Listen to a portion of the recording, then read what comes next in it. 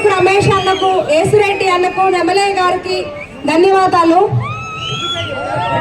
మీ ఉత్సాహం రోజు రోజుకి పెరుగుతుంది.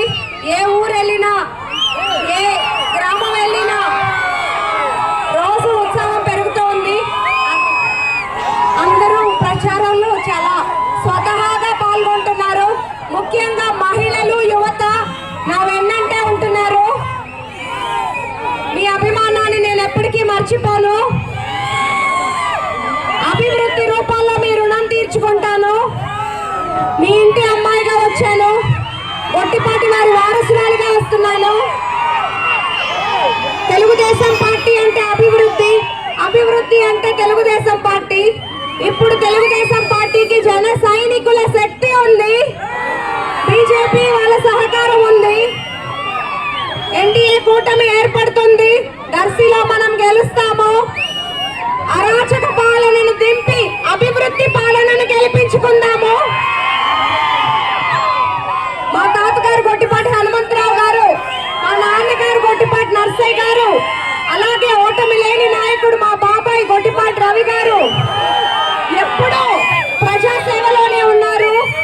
ప్రజల సొమ్ము వైపు, అవినీతి వైపు ఎప్పుడూ చూడలేదు. వారి బాటలో నడుస్తూ వారి ఆశయాలకు ఏమాత్రం తగ్గకుండా నేను మీ అందరికీ సేవ చేసుకుంటాను.